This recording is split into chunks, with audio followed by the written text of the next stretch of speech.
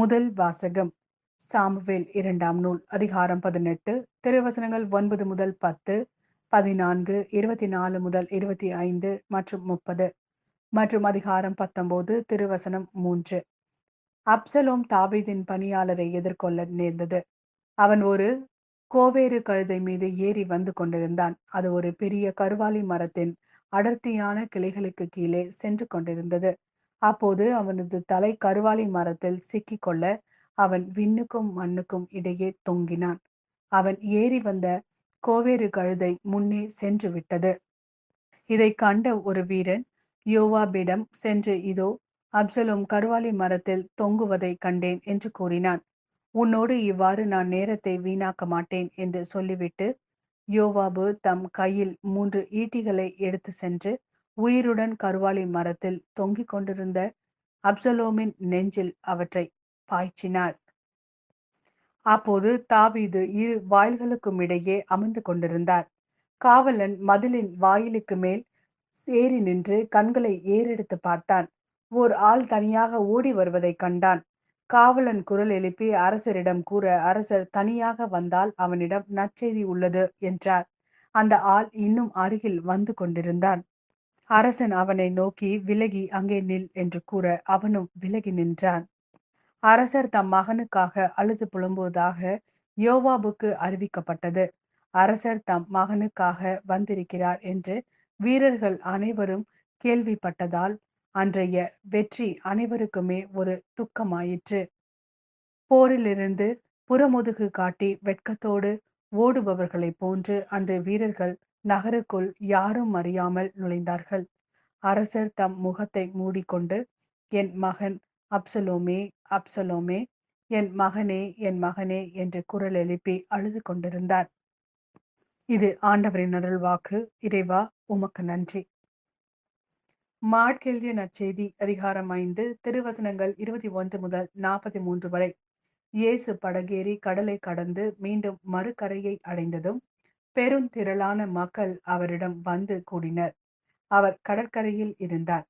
தொழுகை கூட தலைவர்களுள் ஒருவரான யாயீர் என்பவர் வந்து அவரை கண்டு அவரது காலில் விழுந்து, என் மகள் சாகும் தருவாயில் இருக்கிறாள். நீர் வந்து அவள் மீது உம் கைகளை வையும். அப்போது அவள் நலம் பெற்று பிழைத்துக் கொள்வாள் என்று அவரை வருந்தி வேண்டினார். இயேசுவும் அவருடன் சென்றார். பெருந்திரளான மக்கள் அவரை நெருங்கிக் கொண்டே பின்தொடர்ந்தனர். அப்போது 12 ஆண்டுகளாய் இரத்த போக்கினால் வருந்திய பெண் ஒருவர் அங்கு இருந்தார். அவர் மருத்துவர் பலரிடம் தமக்கு உள்ளதெல்லாம் செலவழித்தும் ஒரு பயனும் அடையாமல் மிகவும் துன்பப்பட்டவர். அவர் நிலைமை வர வர மிகவும் கேடுற்றது. அவர் இயேசுவை பற்றி கேள்விப்பட்டு மக்கள் கூட்டத்திற்கிடையில் அவருக்கு பின்னால் வந்து அவரது மேலுடையை தொட்டார். ஏனெனில் நான் அவருடைய ஆடையை தொட்டாலே நலம் பெறுவேன் என்று அப்பெண் எண்ணிக்கொண்டார். தொட்ட உடனே அவருடைய இரத்தப்போக்கு நின்று போயிற்று. அவரும் தம் நோய் நீங்கி நலம் பெற்றதை தம் உடலில் உணர்ந்தார். உடனே இயேசு தம்மிடமிருந்து வல்லமை வெளியேறியதை தம்முள் உணர்ந்து மக்கள் கூட்டத்தை திரும்பி பார்த்து, என் மேலுடையை தொட்டவர் யார் என்று கேட்டார்.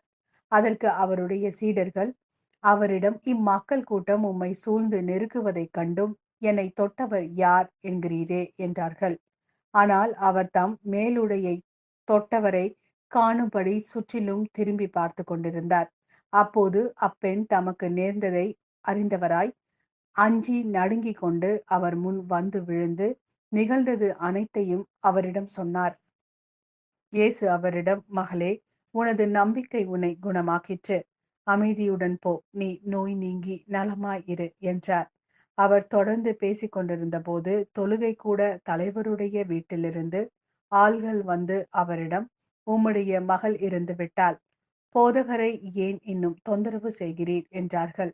அவர்கள் சொன்னது இயேசுவின் காதில் விழுந்ததும் அவர் தொழுகை கூட தலைவரிடம், அஞ்சாதீர், நம்பிக்கையை மட்டும் விடாதீர் என்று கூறினார். அவர் பேதுரு, யாக்கோப்பு, யாக்கோப்பின் சகோதரரான யோவான் ஆகியோரை தவிர வேறொருவரையும் தம்மிடம் வரவிடவில்லை. அவர்கள் தொழுகை கூட தலைவரின் வீட்டிற்கு சென்றார்கள். அங்கே அமளியையும் மக்கள் அழுது ஓலமிட்டு புலம்புவதையும் இயேசு கண்டார். அவர் உள்ளே சென்று, ஏன் இந்த அமளி? ஏன் இந்த அழுகை? சிறுமி இறக்கவில்லை, உறங்குகிறாள் என்றார். அவர்கள் அவரை பார்த்து நகைத்தார்கள். ஆனால் அவர் அனைவரையும் வெளியேற்றிய பின் சிறுமியின் தந்தையையும் தாயையும் தம்முடன் இருந்தவர்களையும் கூட்டிக் கொண்டு அச்சிறுமி இருந்த இடத்திற்கு சென்றார். சிறுமியின் கையை பிடித்து அவளிடம் தலித்தாக்கும் என்றார். அதற்கு சிறுமி, உனக்கு சொல்லுகிறேன், எழுந்திடு என்பது பொருள். உடனே அச்சிறுமி எழுந்து நடந்தாள். அவள் 12 வயது ஆனவள். மக்கள் பெரிதும் மலைத்துப் போய் மெய்மறந்து நின்றார்கள். இதை யாருக்கும் தெரிவிக்கக் கூடாது என்று அவர் அவர்களுக்கு கண்டிப்பாய் கட்டளையிட்டார். அவளுக்கு உணவு கொடுக்கவும் சொன்னார்.